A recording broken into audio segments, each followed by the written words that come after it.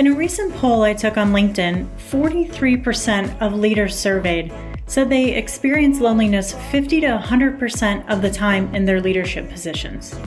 This topic of loneliness is one that comes up often with my clients and is something that I've personally struggled with as a manager and an entrepreneur. And today I wanted to share with you 5 strategies that you can use to combat loneliness as a restaurant leader.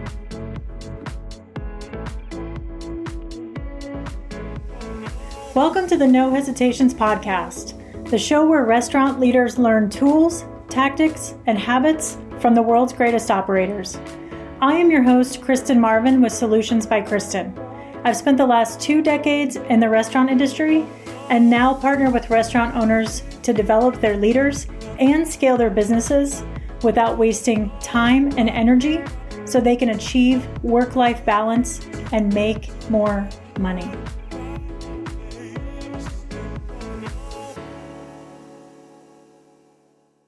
This podcast is sponsored by Schedulefly. Schedulefly provides a simple, web-based and app-based restaurant employee scheduling software backed by legendary customer service. If you are using pen, paper, Excel, or fancy scheduling software with tons of bells and whistles that you don't use, Schedulefly is perfect for your business. When I was a regional manager handling 7 locations, Schedulefly was our go-to for scheduling. It's hands down the easiest platform that I've ever worked with. And their employee scheduling tool is awesome for shooting out mass messages about crucial restaurant updates. Visit schedulefly.com and mention the No Hesitations podcast to learn more and get 10% off. I hope you enjoy this episode. Leadership can be really lonely in any industry, but can be especially felt in the restaurant business. Restaurant owners are often running businesses alone without a leadership team to brainstorm with, to strategize new business ideas with, bounce new ideas off of, vent to, or problem solve with. Restaurant operators often spend the majority of their days and work weeks giving to their staff members and guests rather than really taking time to build their own supportive community. And because of that, they can really tend to be lonely leaders. For someone looking at the industry from an outside perspective, it may seem strange to think that somebody in a leadership position in a restaurant who is constantly surrounded by people every single day from staff and guests can be lonely, but just like anybody else, restaurant owners and operators really crave connection beyond the 4 walls of their restaurant. Navigating the demanding world of restaurant leadership can be a solitary journey, but it does not have to be. In today's episode, I'm going to offer 5 effective strategies to combat loneliness as a restaurant operator and cultivate a supportive community. From hosting engaging events to seeking mentorship and leveraging technology, these tips are going to offer a roadmap for you to be able to forge connections, to share experiences, and to build lasting relationships within the restaurant industry. My main message today is really this. Remember that you are not alone on this hospitality adventure. Embrace the community around you to conquer loneliness and thrive in your passion for food and hospitality. So let's dive into these 5 strategies. The first one is to create a community. And I love this one because you can do this inside and outside of your restaurant. Inside, as a restaurant leader, you have a really unique opportunity to build a network of regular guests inside the 4 walls of your restaurant. You can do this by connecting with guests during your table touches. If you're not doing table touches, please start. They are very impactful to your business. That's another topic. But table touches give you an opportunity to connect with guests on a deeper level. Get really curious about their life. And what you'll see is that you'll watch them get really curious about yours, right?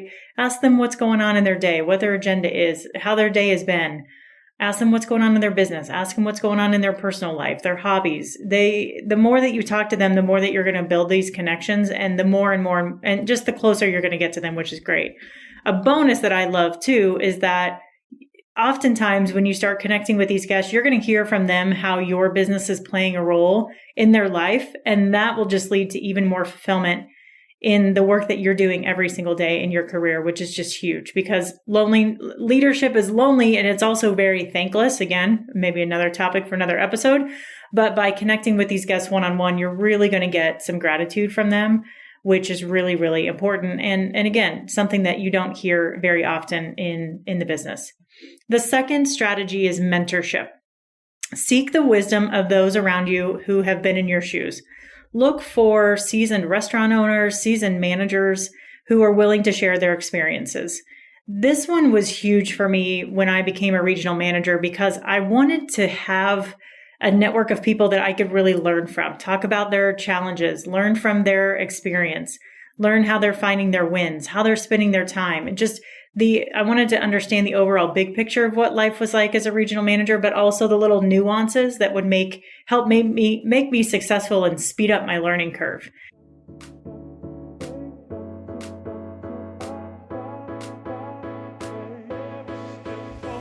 Hey there, podcast friends. I hope you're enjoying these impactful conversations and leadership insights I'm bringing you each week. Before we dive back into today's episode, I want to take a moment and reach out and ask a small favor that would go a long way in supporting the show. If you've been loving the content I'm providing, please take a moment to leave a rating and review wherever you listen to your podcasts. Not only does it make my day, but it also plays a pivotal role in helping the show grow. Your reviews boost my visibility, attract new listeners, and encourage exciting guests to join me on the mic. So if you want to be part of my show's growth journey, hit that review button and let me know what you think. Thanks a million for being awesome listeners. I think in the beginning of my journey, I was a little hesitant to reach out to people because I didn't think that they were going to be open to sharing. But I'll tell you, especially now in my entrepreneurial journey, every single person I have reached out to on LinkedIn that I don't know has graciously said, I would happily spend 20 or 30 minutes with you sharing my experience. And it's just been incredible. The third strategy is join food and beverage industry groups. This one was also really, really impactful for me. This opens doors to networking events, keeps you in tune with industry updates and trends, and creates potential partnerships that you can create to grow your business, right? Which is just beautiful.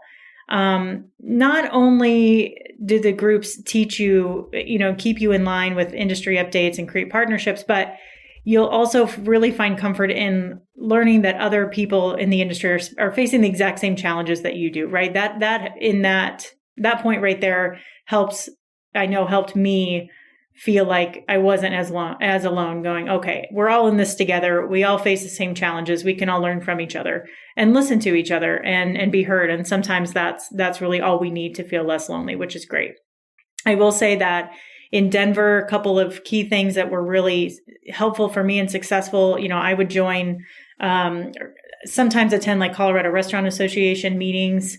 I know, Eat Denver is a wonderful organization in Denver, and I'll put the link to them in my show notes. They have a wonderful membership program. I just caught up with Executive Director Kristen a couple of weeks ago. I think they've got over 300 members now. I served on their board for a brief time when we had pre-pandemic, when we had 200 members, but they do wonderful events together. They do the Big Eat every year. They do Harvest Week, which is a beautiful event. They do Ed Talks, where they have a variety of speakers come in and talk about their experiences in the industry and really kind of offer different perspectives and big picture thinking, which is great. And again, every single time I would go to a meeting and interact with somebody, I would just learn something different. Again, maybe get an idea of something that is working for their business right now that I hadn't thought about, or way that they are, engaging with their team that would really be beneficial for me. So there's so many things that you can learn from these industry groups. And it really takes hardly any time. I think I would spend maybe an hour a month, going to these meetings. And I really carved out that time, and I really looked forward to that because it was just a really nice break from the day-to-day grind as well. The fourth strategy is balancing work and life. And this one is really about making time for yourself. We know that this industry demands so much, and it's really important to not forget about your personal life. Make time for your loved ones, make time for hobbies, make time for self-care. I think for me, the lonelier that I got in my career, the more that I pulled away from people like friends and family, because some of them weren't necessarily in the business and I didn't feel like they could understand what or relate to what I was going through. But what I didn't think about was that they were always there to just listen. And sometimes that's all you need as a leader. So that's a really important one. The fifth strategy that I'll offer is leveraging technology. And I can't speak highly enough about this one. Again, as a entrepreneur, this has been huge for me in my journey. So examples of this would be joining online forums, webinars, subscribing to podcasts. I listen to podcasts every single day when I'm walking the dogs or I'm in the car, and they've taught me so much about every aspect of how to build my business and grow my business. But they also have reminded me that a lot of people that I am learning from were just where I am. You know, they used to be in my shoes, right? They've been where I am at in my career. And that's really comforting. I think in the beginning, I thought everybody was this huge celebrity at this status level that I would never get to. But the more and more that you listen to people, and again, you connect with people on podcasts, the more that you connect with their story and again, hear their challenges. And it just humanizes the entire experience, which is great. So that's a way for me to not feel lonely, especially working from home. I would also recommend books. I've learned a ton from authors, again, sharing their challenges and their wins as well. I think from leveraging technology, you can really gain some important, valuable insights, share advice. There's so many interactive live videos. You can catch videos on events on LinkedIn, I know Instagram, Facebook Live. There's just a ton of resources out there, and on any topic that you want to learn about, which is great. And so I love being able to share advice on those platforms, but most importantly, it's just really amazing to be able to connect with others who understand your unique pressures and your journey from all over the country, right? Technology has just opened up so many doors for us, and it's just such a beautiful tool. So those are the 5 strategies. To kind of recap here, in the hustle and the bustle of the restaurant industry, overcoming loneliness isn't just about personal well-being. It's really an important strategic move that can profoundly impact your business. By implementing these strategies that I've listed for you, to combat loneliness, you're not only fostering a sense of community, but you're unlocking doors to growing your business as well. So creating a loyal customer base through community events and gaining insights from seasoned mentors and networking within industry groups can elevate your restaurant's reputation and guest satisfaction. A well-balanced life, as I talked about in the 4th strategy, not only rejuvenates your spirit, but also enhances your creativity and decision-making abilities. Making time for your personal connections and self-care contributes to a healthier work environment, not just for you, but for your team, overall improving business performance. And joining online forums, webinars, and subscribing to podcasts harnesses the power of technology to really connect with like-minded individuals, opening up avenues for collaboration and partnerships that can propel your business forward. So the bottom line here is that combating loneliness isn't just about feeling good. It's a strategic investment in the success and longevity of your restaurant business. One challenge that I would offer to you today is to pick one of these 5 strategies and act on it. I would love to hear what strategy you're excited about and which one you want to lean into. If you have questions, I would be more than happy to support you with providing some resources. And I'd love to be an accountability partner. So I would ask for you to shoot me an email. My email address is kristenlmarvin@gmail.com. I want to know what strategy you're picking and what your plan is to act on it. I hope this has been helpful for you today. I really, really appreciate you listening. Please be sure to share this podcast with one person that you know in the restaurant industry who could benefit from listening. And if you would like more weekly leadership tips, subscribe to my weekly newsletter. It's completely free at kristenmarvin.com. Thanks so much. We'll talk to you next week.